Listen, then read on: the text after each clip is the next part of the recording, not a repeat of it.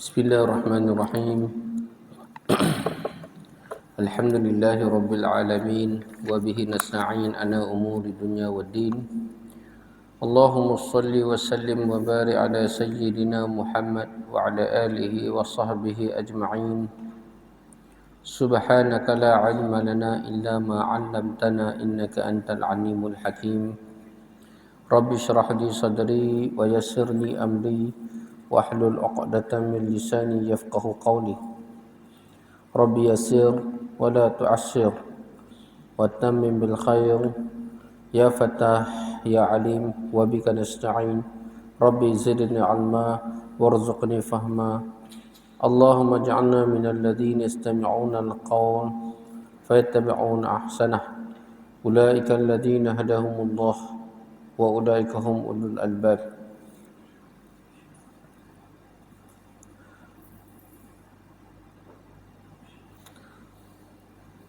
Alhamdulillah, muslimin dan muslimat yang dirahmati Allah Subhanahu wa taala.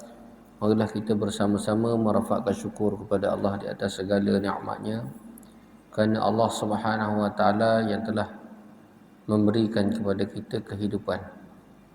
Huwallazi khalaqal mauta wal hayah. Dialah yang telah menciptakan kepada kamu kematian dan kehidupan. Khalaqal mauta wal hayah. Ciptakan kematian, ciptakan kehidupan. Liyabluwakum ayyukum ahsanu amala. Untuk dia, iaitu Allah Subhanahu wa taala, menguji kamu. Apa yang diuji? Ayyukum ahsanu amala. Siapakah di kalangan kamu yang terlebih baik amalannya? Jadi tuan-tuan yang dirahmati Allah Subhanahu wa taala, di dalam Islam, antara amalan-amalan yang besar selepas daripada beriman kepada Allah Subhanahu wa taala adalah solat. Menunaikan solat fardu secara berjemaah di tempat azan dilaungkan. Ini adalah satu amalan yang besar, yang sangat-sangat dituntut di dalam Islam. Oleh kerana itu, kita perlu menunaikan solat mengikut cara dan mengikut sunnah Rasulullah sallallahu alaihi wasallam. Kita bersyukur kepada Allah kerana Allah telah memberi taufik kepada kita untuk kita datang menunaikan solat fardu maghrib secara berjemaah. Dan masih ramai lagi yang masih belum mendapat taufik hidayah untuk datang. Masih lagi solat di rumah sedangkan tidak ada apa-apa padanya keuzuran. Semoga Allah SWT memberikan kelapangan pada mereka dan mungkin memudahkan urusan sehingga mereka dapat datang menunaikan solat fardu di masjid, di surau. Kalau boleh kita nak macam mana solat Jumaat begitu ramai, kan? Kalau masjid ni solat Jumaat ni melimpah, ruangan dalam ni dengan beranda tu penuh, dah melimpah beberapa saf di bahagian belakang. Kan, tu hari Jumaat. Tapi kita ni, Islam ni, solat ni bukan solat Jumaat je kita main masjid. Kita perlu berusaha setiap kali waktu solat kita perlu datang ke masjid. Kan, waktu solat datang ke masjid. Setiap hari datang ke masjid. Ini rumah kita, rumah kedua kita. Jadikan masjid ni rumah kedua kita. Di sinilah tempat berhimpunnya umat Islam. Di sinilah tempat berhimpunnya orang-orang Islam. Di sinilah tempat berhimpunnya saudara-saudara kita kerana Allah.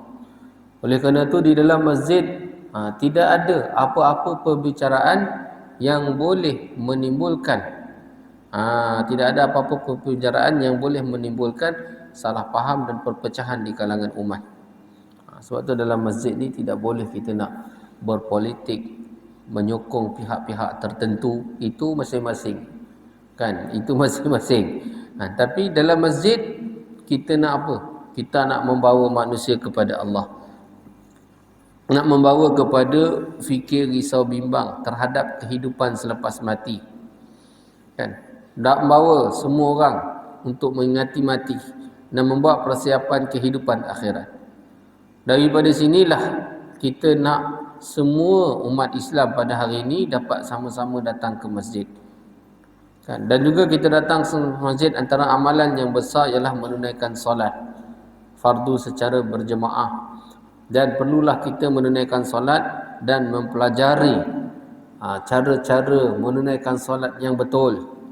Kan, bagaimana kita nak membetulkan saf kita, merapatkan saf kita, bagaimana kita nak belajar tentang solat berjemaah dengan cara yang betul sehingga kita faham berkenaan dengan makmum yang masbuk itu apa, yang muafiq itu apa, dan begitulah perkara-perkara yang lain yang mana berkait dengan solat. Dan solat ini, maksud daripada solat ini sebenarnya kita nak membawa sifat-sifat ketaatan di dalam solat. Di dalam solat kita mentaati keseluruhan perintah Allah. Di dalam solat kita mentaati keseluruhan perintah Allah. Sebab apa? 13 rukun solat itu kita jaga. 9 syarat sah solat itu kita jaga. Kalau satu sahaja tidak kena, tidak sah, maka solat itu tidak sah. Bila solat itu tidak sah, tidak diterima oleh Allah Subhanahu wa taala. Maka kita jaga. Daripada mula kita takbiratul ihram sehinggalah kita memberi salam, seluruhnya kita jaga perintah Allah. Jadi ini maksud sifat-sifat ketaatan kepada Allah SWT di dalam solat. Apabila ia dibawa kepada luar solat, maknanya di luar solat pun kita mentaati seluruh perintah Allah. Kita meninggalkan seluruh larangan Allah. Bagaimana dalam solat kalau kita tinggal, kita melakukan perkara yang Allah Ta'ala larang, solat kita batal, tidak sah. Begitulah juga di luar solat, kita menjauhkan diri daripada larangan Allah. Takut ia akan merosakkan iman kita. Jadi ni maksud dia bawa tanda solat, keluar solat. Kalau satu orang tu menunaikan solat, tapi dia masih lagi melakukan dosa dan maksiat, itu bermakna apa? Maksudnya solat dia tak betul lagi. Kan? Solat dia tu tak betul. Dia kena baiki solat. Sifat solat yang betul ni, inna salata tanha 'anil fahsya'i wal munkar. Solat ini dapat mencegah seseorang itu daripada fahsya' dan mungkar. Fahsya' ni ialah sifat-sifat mazmumah yang ada dalam hati yang tidak zahir. Kemungkaran ni sifat dosa dan maksiat yang zahir. Kan? Yang tak zahir tu apa? Yang tak zahir tu riak, ujub, kan? Menunjukkan orang rasa bangga diri, hebat diri, sum'ah, memperdengarkan amalan kepada orang lain.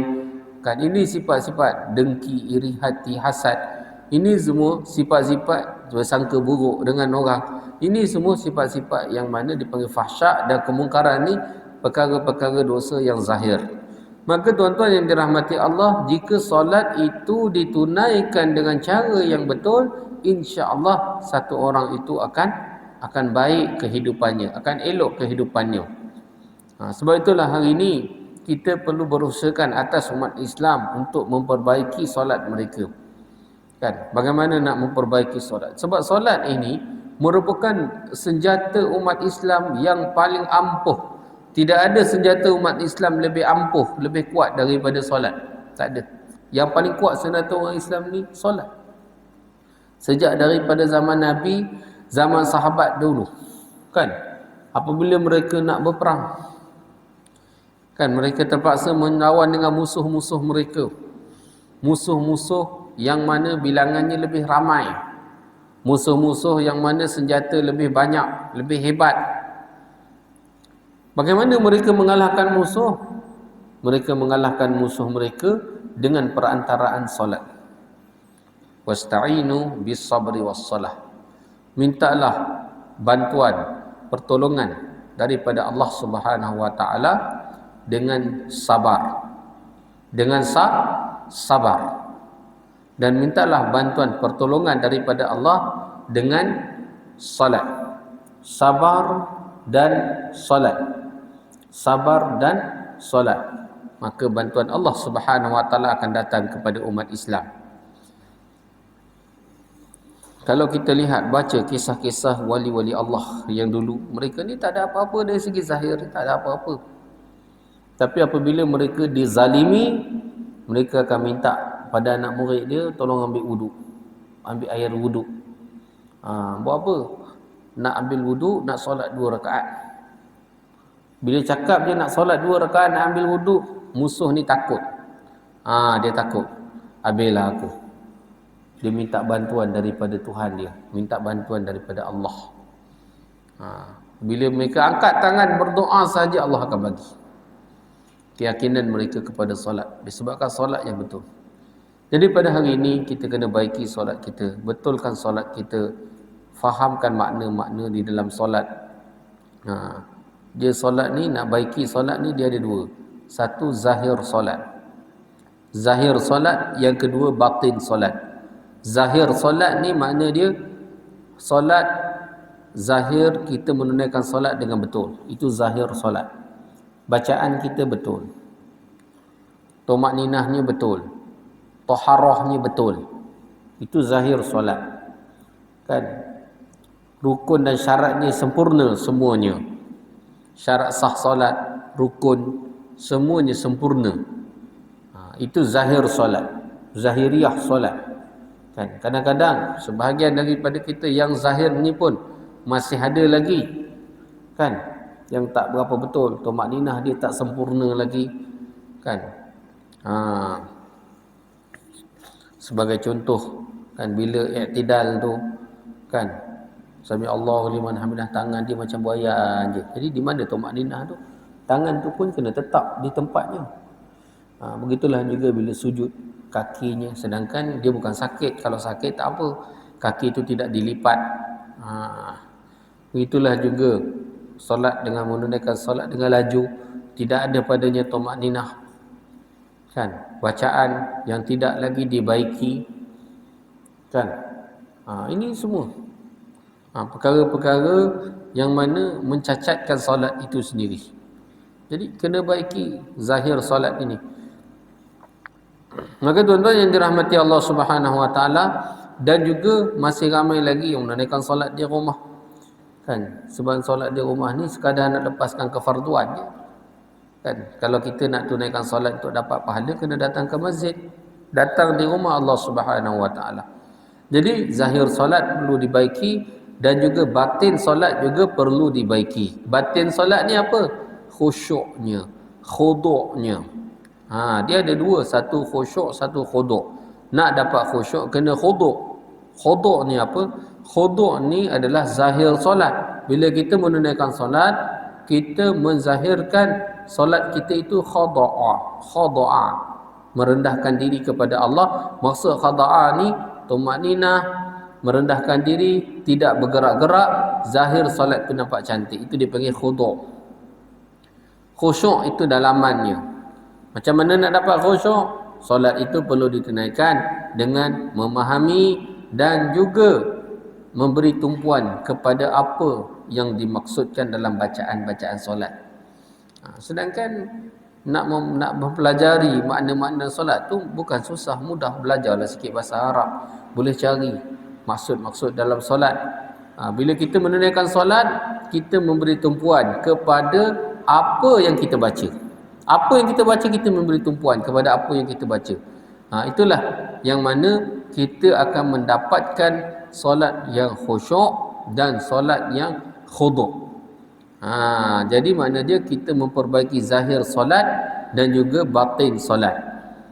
Dan juga cara kita nak dapatkan solat yang berkualiti, kita perlu ada latihan. Latihan ni maksud dia apa? Bila kita ada apa-apa masalah dunia, masalah akhirat, kita cuba selesaikan masalah kita dengan solat 2 rakaat.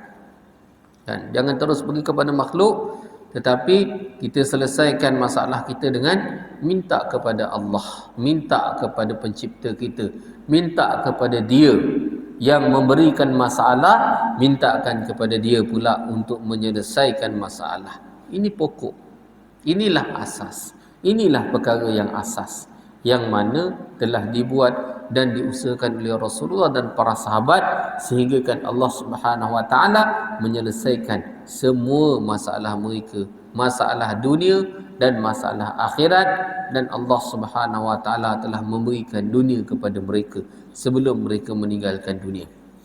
Kenapa? Mereka adalah golongan-golongan yang mencari Allah di dalam kehidupan mereka.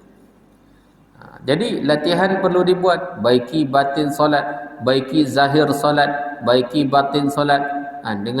Dengan kita memahami maksud dalam solat, baiki solat, mempelajari solat, cara solat yang betul.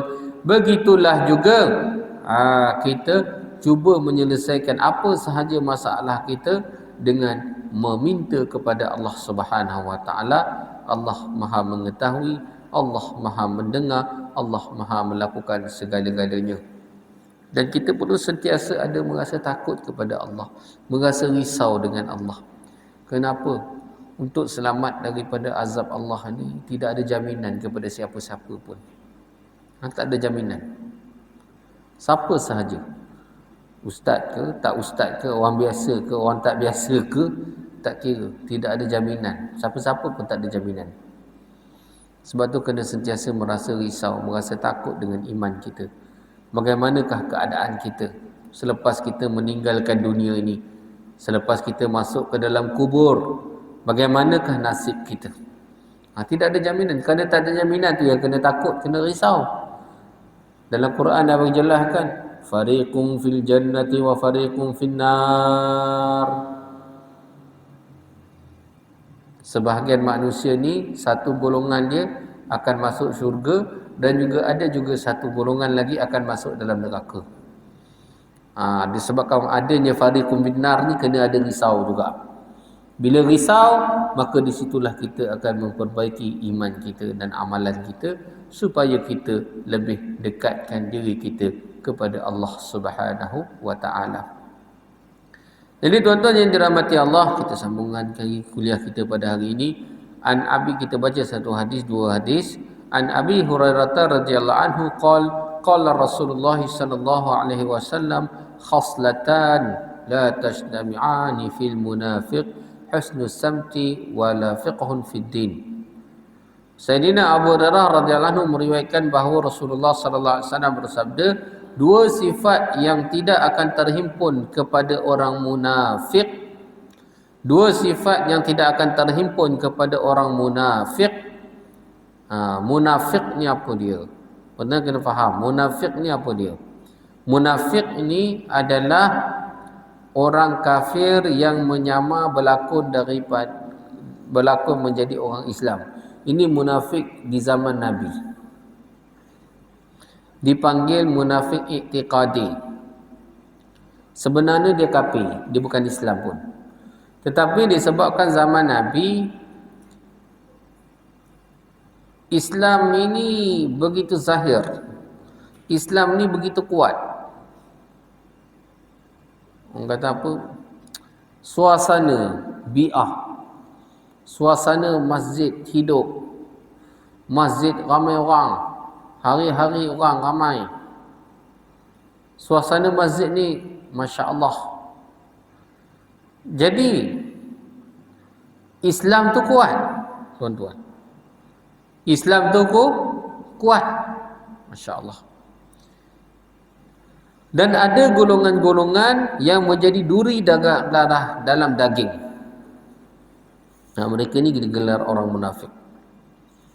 Adapun pada zaman selepas daripada zaman Rasulullah, munafik i'tiqadi ni dah hampir-hampir tak ada. Hampir-hampir tak ada.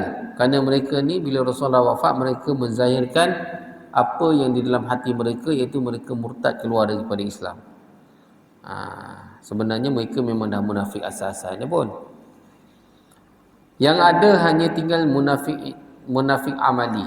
Macam zaman kita sekarang ni tuan-tuan, ada orang Islam dan juga ada munafik amali. Munafik amali ni dia orang Islam lagi, tapi orang Islam yang murtakibul kabair, yang melakukan dosa-dosa besar.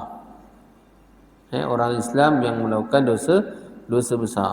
Islam tapi buat dosa besar. Itu dipanggil i'tiqad, amali, nifaq amali.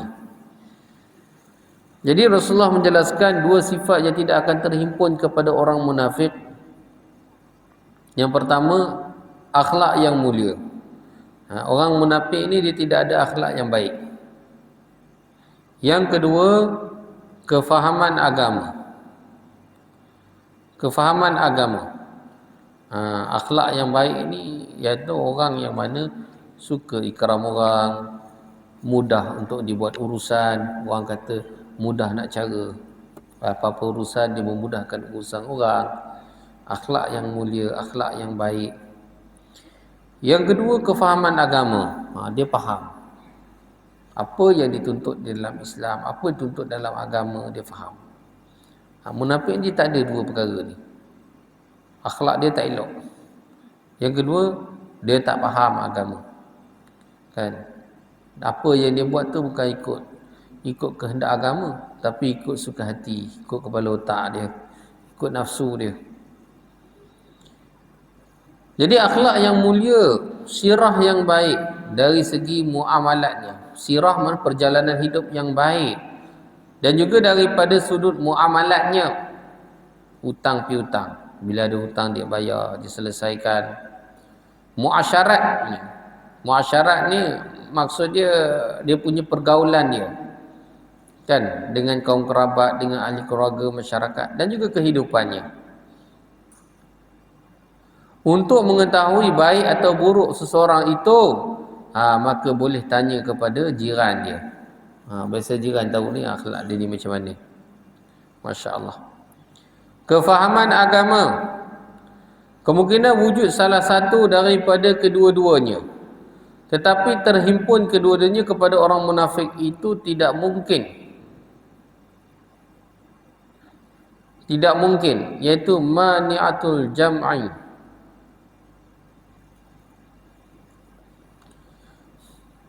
Kemungkinan wujud salah satu daripada kedua-duanya tapi terhimpun kedua-duanya dalam munafik itu tidak mungkin. Maksud dia, boleh jadi orang munafik ni dia berpura-pura jadi akhlak yang baik tapi dia tak faham agama. Ataupun dia ni munafik, dia faham agama tapi akhlak dia tak baik. Dia tak boleh himpunkan kedua-duanya. Salah satu tu mungkin boleh jadi juga sebab dia berlaku. Hadis ni juga memberi targhib. Targhib makna galakan kepada seseorang itu untuk menghasilkan kedua-dua sifat ini agar terlepas daripada sifat munafik. Dan munafik yang dijelaskan di sini adalah munafik amali. Maksud dalam hadis ini munafik amali. Akan tapi boleh juga dimaksudkan munafik i'tiqadi. Munafik amali orang Islam yang melakukan dosa besar. Munafik i'tiqadi orang bukan Islam, tetapi dia menyamar menjadi orang Islam. Zaman sekarang ni tak tahulah ada ke tidak munafik i'tiqadi ni. Wallahu a'lam. Akan tetapi tidak diketahui munafik ini masih ada ke tidak, iaitu i'tiqadi. Jika diketahui dan disabitkan dengan bukti kukuh, maka boleh dihukum seperti munafik yang ingin mencuri jasad Rasulullah sallallahu alaihi wasallam. Pernah terjadi di zaman Sultan Nuruddin Zanji. Dia telah bermimpi Rasulullah sallallahu alaihi wasallam mimpi jumpa Nabi. Nabi minta diselamatkan. Mula dia tak layan, tapi bila dah 3 hari turut mimpi, dia telah kumpulkan para alim ulama, pembesar-pembesar dia bermesyuarat. Dia telah pergi ke Masjid Nabawi. Kisah ni satu kisah yang masyhur lah, pernah berlaku pada satu masa dahulu, di zaman khalifah yang terdahulu. Saya tak pasti sama ada Bani Umayyah ataupun Bani Abbasiyah. Tapi bila dia berlaku perkara tersebut, dia telah mengumpulkan seluruh ahli Madinah. Dia mesyuarat macam mana kita nak buat ni. Rasulullah minta bantuan, dia pun tak faham apa maksud dia. Lalu dia telah mesyuarat, dia telah panggil semua ahli Madinah dengan mengiklankan nak memberi hadiah kepada semua orang yang tinggal di kota Madinah. Semua orang dia panggil. Bagilah hadiah. Seorang sikit hadiah bagi. Lepas tu dia tanya kepada wakil rakyat dia yang berada di kota Madinah, semua ada? Adakah yang tak datang lagi? Dia cakap, kami rasa semua ada, semua dah datang. Kecuali mereka tak perasan ada 2 orang yang tak datang. 2 orang ni mana? Dia asal orang luar. Lepas tu dia datang menetap kat kota Madinah, selalu duduk kat Masjid Nabawi buat ibadat. Nampak soleh. 2 orang yang soleh katanya. Mana dia? Itu rumah dia dekat dengan Masjid Nabi. Jadi bila cakapnya tu Sultan ni dahsyat, ini ada something wrong ni. Kenapa dia tak datang? Kan? Dia kata kami pun tak tahu sebab apa dia tak datang. Maka Sultan telah mengarahkan serbulah rumah orang tersebut. Serbu tengok dia ada kat rumah. Dia tengah duduk dalam rumah dia, tak keluar. Lalu digeledah rumah dia, apa pun tak jumpa. Dia duduk atas tiga semayang je dekat rumah dia. Kononnya berzikir, buat ibadah. Akhir sekali, mereka telah angkat tikar solat tu. Mereka telah jumpa satu keping papan plywood. Bawah tikar semayang tu ada keping papan plywood. Dicabut plywood tu, lepas tu jumpalah satu lubang yang telah digali dengan begitu lama. Berbulan-bulan digali. Lubang itu digali menuju ke makam Rasulullah sallallahu alaihi wasallam untuk mencuri jasad Nabi. Sikit lagi nak sampai lah. Mereka ni ialah dua orang Yahudi. Jadi di situ menjadi satu bukti yang kukuh bahawasanya mereka berdua ni adalah munafik. Kenapa? Dia menyamar jadi orang Islam, dia mengaku dia orang Islam, dia buat ibadah dekat masjid Nabi, tetapi apa yang dia buat di rumah dia sebenarnya kafir. Dia bukan Islam. Dia sebagai mata-mata yang datang untuk mencuri jasad Rasulullah sallallahu alaihi wasallam. Dan mereka berdua ini telah ditangkap dan telah dihukum bunuh, dihukum mati. Disebabkan perbuatan mereka itu. Setelah peristiwa itu, jasad Rasulullah ni, kubur Rasulullah ni telah diberi perhatian khusus lah. Mana telah dibuat binaan kiri kanan bawah, dan juga di sekeliling tu, di dalam tanah juga dibuat gerai lagi, lapisan-lapisan besi lagi. Mana dia orang tak boleh lah kalau nak curi lepas ni, tak boleh. Di keliling semua, keliling kiri kanan bawah semua boleh. Kerana jasad Rasulullah sallallahu alaihi wasallam ni harus dipelihara. Kerana baginda Nabi sallallahu alaihi wasallam kekasih Allah Subhanahu wa taala. Maruah umat Islam. Jasad Rasulullah ni adalah maruah umat Islam. Maruah umat Islam. Walaupun kita tak dapat lihat wajah Nabi itu macam mana, cukuplah di dalam hadis ada menceritakan kepada kita bagaimana rupa bentuk jasad Rasulullah. Rasulullah ni dalam Syama'il Muhammadi dijelaskan bagaimana bentuk perwatakan Nabi sallallahu alaihi wasallam. Rasulullah ni, orang Arab ni tinggi kan. Orang Arab ni yang asal Quraisy ni dia tinggi. Jadi Rasulullah ni dia lebih tinggi daripada orang Arab yang biasa, dan juga lebih rendah sikit daripada orang Arab yang terlampau tinggi. Saya pernah pergi satu muzium Islam. Dia tunjukkan saiz sebenar jubah Rasulullah, tapi replika lah, bukan jubah betul, replika, tapi saiz dia sama. Tengok dia tengok, kita pegang, tinggi betul. 7 kaki. Saya tak kira, tapi dia begitu 7 kaki. Tinggi Rasulullah 7 kaki. Memang tinggi. Jadi orang Arab yang biasa pada masa itu mungkin 6 kaki setengah. 6 kaki setengah. Rasulullah 7 kaki. Kalau yang tinggi itu mungkin 8 kaki. Sebab Rasulullah ni dia tinggi sikit daripada yang sederhana, dan rendah sikit daripada yang betul-betul yang terlampau tinggi. Itu ketinggiannya. Dan Rasulullah memiliki mata yang bulat dan cantik. Warna kulitnya putih kemerahan. Dahinya luas. Giginya agak jarang sikit, hidungnya mancung. Rupa orang Arab betul lah. Dan berjambang dan berjanggut tebal. Dadanya bidang, tulangnya sasa, gagah. Nampak tulang sasa dan gagah. Antara sifat Rasulullah sallallahu alaihi wasallam, bila Nabi berjalan dengan penuh yakin dan juga seolah-olah turun daripada bukit. Macam tu cara Nabi berjalan. Kan?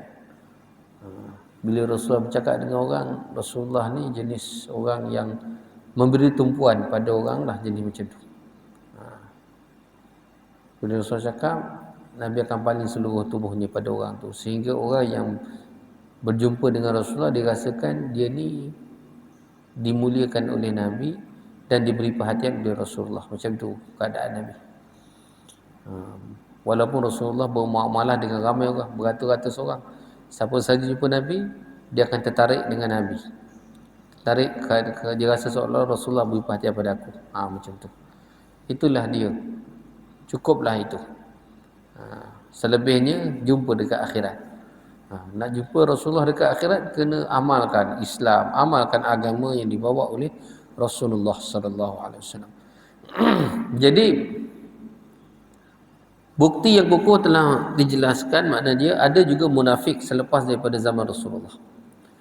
Munafik ni orang yang munafik i'tiqadi ni dia bukan Islam, tetapi dia menzahirkan diri dia sebagai satu orang Islam. Bukan saja menzahirkan diri satu orang Islam, bahkan menzahirkan diri dia sebagai satu orang abid lagi. Kan? Orang Madinah kata dia ni abid, banyak duduk masjid, buat ibadat, menangis semua, macam abid lah. Kan? Rupa-rupanya dekat rumah dia tu, dia telah melakukan satu perancangan yang sangat jahat. Nak mencuri jasad Rasulullah. Masya Allah. Entah apa dia nak buat. Dia orang Yahudi. Dua orang Yahudi. Okay. Seterusnya, menuntut ilmu perlu keluar daripada rumah. Masya Allah. Al-ilmu bita'allum. Menuntut ilmu itu tidak dapat tidak, perlu dengan belajar. An Anas radhiyallahu anhu qala Rasulullah sallallahu alaihi wasallam, man kharaja fi talabil ilmi fahuwa fi sabilillah hatta yarji'. Man kharaja fi talabil ilmi fahuwa fi sabilillah hatta yarji'. Sayyidina Anas radhiyallahu anhu meriwayatkan bahawa Rasulullah sallallahu alaihi wasallam bersabda, barang siapa yang keluar untuk menuntut ilmu, barang siapa yang keluar untuk menuntut ilmu, sesungguhnya dia berada pada jalan Allah Subhanahu wa taala sehinggalah dia kembali. Siapa yang keluar untuk menuntut ilmu, dia berada pada jalan Allah sehinggalah dia kembali. Kembali ke mana? Kembali ke rumahnya. Jadi makna dia di sini bukan sahaja berjihad itu keluar jalan Allah, menuntut ilmu juga adalah sebenarnya menuntut ilmu agama untuk mendekatkan diri kepada Allah.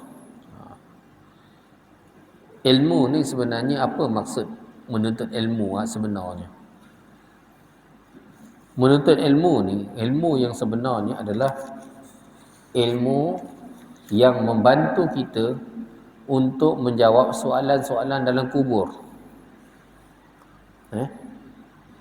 Banyak kelebihan orang yang menuntut ilmu ni sebenarnya, tuan-tuan. Banyak kelebihan orang yang menuntut ilmu ni. Para malaikat menghamparkan sayap-sayapnya kerana redha kepada orang yang menuntut ilmu. Kita tak nampak, tapi kita kena yakin malaikat ni redha dan dia menghamparkan sayap-sayapnya kepada siapa? Orang yang menuntut ilmu. Siapa? Para malaikat. Ada satu kisah di zaman wali-wali Allah dulu, sebelum zaman Imam Nawawi. Imam Nawawi dia ada mengarang satu kitab tasawuf yang bernama Bustanul Arifin. Baru ni saya pergi dalam satu program yang dianjurkan oleh IMP. IMP ni apa ni, gabungan Ikatan Madrasah Pondok, kan, dianjurkan juga kerjasama Majlis Agama dekat Sungai Karang. Kitab yang dibaca itu Bustanul Arifin. Bustanul Arifin, satu orang Syekh Abdul Hadi tak silap saya, daripada Syria. Dia membacakan kitab tu sampai habis. Jadi dia ceritalah mula bahagian pertama tentang hadis-hadis yang dikumpulkan oleh Imam Nawawi. Bahagian kedua dia ceritakan tentang kisah-kisah tentang karamah. Dan bahagian terakhir tentang kisah-kisah wali-wali Allah. Jadi cerita juga ada satu kisah tu, satu orang yang cuba nak menghinakan hadis Nabi. Dia bukan hina, dia hina ataupun dia nak perli hadis Nabi lah. Orang datang menuntut ilmu, lepas tu dia kata, hati-hati sikit berjalan tu. Patah sayap malaikat. Faham tak? Jadi cara dia cakap tu adalah untuk istihza. Istihza ni makna dia apa? Istihza ni untuk merendahkan atau menghinakan. Tuan-tuan yang dirahmati Allah, beragama ni tak boleh hinakan, tak boleh kita nak ada. Kalau benda macam ni istihza, menghinakan, merendahkan apa sahaja dalam agama, boleh batal kalimah syahadah tu. Tapi Allah Subhanahu Wa Taala punya kuasa, kan? Apa jadi pada orang yang cakap tu? Kaki dia lumpuh.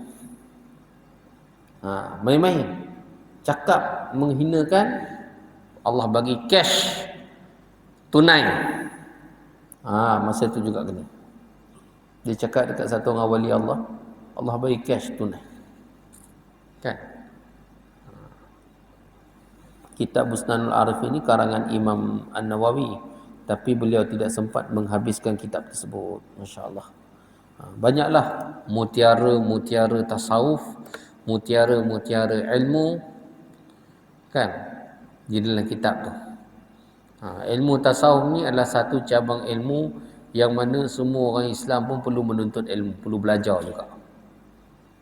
Ilmu tasawuf ni kita kena belajar, kena tahu, kena menuntut dia, kena cari dia, tuan-tuan.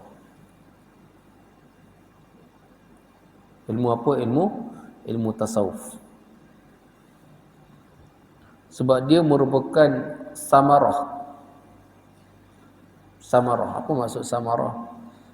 Buah-buahan. Kalau pokok tu, dia punya batang, akar pokok tu dengan batang tu, benda yang paling asas. Itu akidah, ilmu akidah. Akidah ni no kompromi lah. Semua orang Islam ni wajib. Lepas tu naik ke atas lagi, dia ada dia punya dahan-dahan dia tu. Dahan-dahan ni umpama ilmu fiqh. Kan? Umpama ilmu fiqh yang kita amalkan, menunaikan solat, sah batal dia, amalkan rukun Islam. Kan? Dan apabila kita menempuh jalan suluk, suluk ni maknanya jalan untuk mendekatkan diri kepada Allah. Setelah baik akidahnya, setelah baik fiqhnya, maka perlu diusahakan kepada samarah tu, buah dia, daun-daun dan buahnya. Kalau pokok tu ada akar, batang, dahan, daun. Kalau tak ada buah tu, takkan pokok tak ada buah kot. Jadi nak ada dia punya maksud dia, kita nak hasil buah tu, maka perlu ada buahnya. Jadi buah tu diumpamakan macam ilmu tasawuf. Tasawuf inilah kita kata apa? Kemuncak kepada ma'rifatullah. Kemuncak kepada mendekatkan diri kepada Allah Subhanahu Wa Taala. Dan inilah sebenarnya maksud hidup kita. Setelah dibetulkan akidah, setelah dibaiki amalannya, maka kesudahan kita apa dia? Kesudahan kita nak baiki ilmu tasawuf, nak mendekatkan diri kepada Allah, nak menjadi hamba-hamba Allah yang sebenarnya. Seperti mana firman Allah Subhanahu Wa Taala, ya ayyatuhan nafsul mutmainnah, wahai jiwa yang tenang, wahai jiwa yang tenang.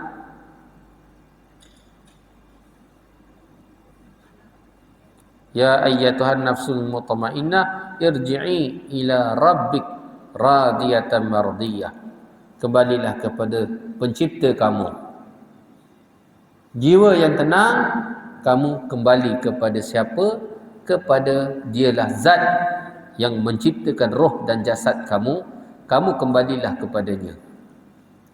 Apabila roh dipisahkan daripada jasad, maka roh itu kembalilah kepada penciptanya. Tapi kembali dalam keadaan apa? Dalam keadaan telah diusahakan, maka kamu menjadilah jiwa yang radiyatan mardiyah, redha dengan Tuhan, dan Tuhan redha kepada kamu. Fadkhuli fi ibadi wadkhuli jannati. Masuklah dalam kalangan hamba-hambaku dan masuklah ke dalam syurgaku. Itulah kesudahan ilmu tasawuf yang kita nak. Tasawuf ni nak apa? Nak itulah. Kita nak Allah beritahu pada roh kita ni, lepas kita dicabut nyawa ni, Allah beritahu pada roh kita, fadkhuli fi ibadi. Kamu termasuk dalam golongan hamba-hambaku. Puncak ketinggian kehambaan kepada Allah. Itulah dia. Jadi kalau sekadar satu orang tu dia pakar dalam ilmu akidah saja, tak cukup lagi. Kadang-kadang ilmu akidah ni dia ilmu kalam, banyak sangat berdebat. Kan? Maka perlu pakar juga dalam ilmu fiqh, kena belajar juga ilmu fiqh. Termasuklah dalam ilmu fiqh ni sah batal solat apa semua, kan? Hukum hakam faraid dan sebagainya. Tu ilmu fiqh pun kena belajar juga. Amalan tu kena betul. Bila akidah dah betul, amalan dah betul, maka kita perlu usaha pada peringkat yang lebih tinggi, iaitu ihsan. Ihsan tu sebenarnya sebahagian daripada tasawuf lah. An ta'budallah ka'annaka tarah, fa in lam takun tarah fa innahu yarah. Kamu menyembah Allah seolah-olah kamu melihatnya. Kalau kamu tak mampu, ia melihat kamu, kamu yakin. Bersungguh-sungguh, bermati-matian menyembah Allah, mengingati Allah. Kan? Dan kita perlu ada dalam setiap masa kita seharian kita, kita perlu ada masa-masa kita untuk bermuraqabah. Itu salah satu daripada tanda iman, tuan-tuan. Muraqabah ni maksud dia apa? Kita bersendirian dengan Tuhan. Itu muraqabah. Bangun awal malam, 1/3 malam, pukul 4, 5 pagi. Memang tuan-tuan, di masjid bulan Ramadan kita buat Qiyamul Lail. Qiyamul Lail yang dibuat di masjid secara beramai-ramai itu sebagai latihan. Bukan maksud sebenarnya. Itu untuk latihan. Kita belajar macam mana cara nak buat Qiyamul Lail. Dan kita boleh buat ikut cara kita sendiri pun tak ada masalah pun. Qiyamul Lail yang sebenarnya adalah kita nak bersendirian dengan Allah. Bersendirian dengan Allah dalam keadaan kita nak bermunajah dengan Allah. Itu yang sebenarnya. Ia disebut di dalam hadis. Bersendirian mengingati Allah, fafadat ainah. Ya Rasulullah sebut. Itulah dia tasawuf. Bersendirian mengingati Allah, mengalir air mata. Kerana apa? Rindukan Allah, mengenangkan dosa, mengenangkan kesilapan kita, kesalahan kita. Kita ni manusia yang lemah. Tidak terpelihara, kita bukan Nabi, bukan Rasul, bukan maksum. Tak terpelihara daripada dosa dan maksiat. Tak terpelihara perkataan kita kadang-kadang cakap terlepas. Kan? Satu orang yang macam hebat, yang macam Sayyidina Abu Bakar As-Siddiq pun pernah juga buat salah, buat silap. Sebab Sayyidina Abu Bakar pun manusia. Dia pernah termaki satu orang sahabat, marah sangat bergaduh, maki satu orang sahabat. Tapi lepas dia maki tu dia menyesal. Dia suruh satu orang sahabat tu, Rabi'ah Aslami, mai maki aku balik. Rabi'ah tak mau maki.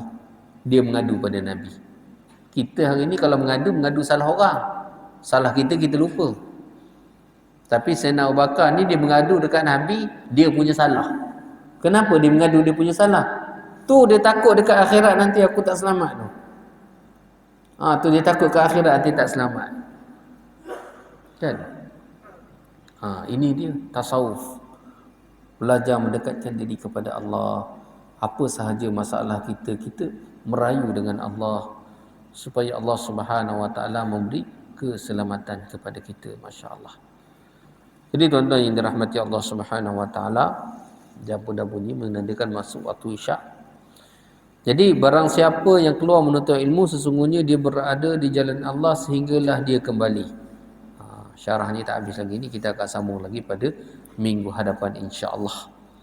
Kepada tuan-tuan yang dirahmati Allah SWT, pada malam ni siapa-siapa yang ada masalah mata, saya nak buat apa ni, titik mata percuma lah. Boleh jumpa saya di belakang, kat belakang kereta belah beranda tu lah. Siapa-siapa yang berhajat lah, insya-Allah. Tu dah saya bagi tahu saja nak ikram hari cuti ni kan. Masya-Allah. Subhanallah wa bihamdihi, subhanakallahumma wa bihamdika, asyhadu an la ilaha illa anta, astaghfiruka wa atubu ilaik. Subhana rabbika rabbil izzati amma yasifun, wa salamun alal mursalin, walhamdulillahi rabbil alamin.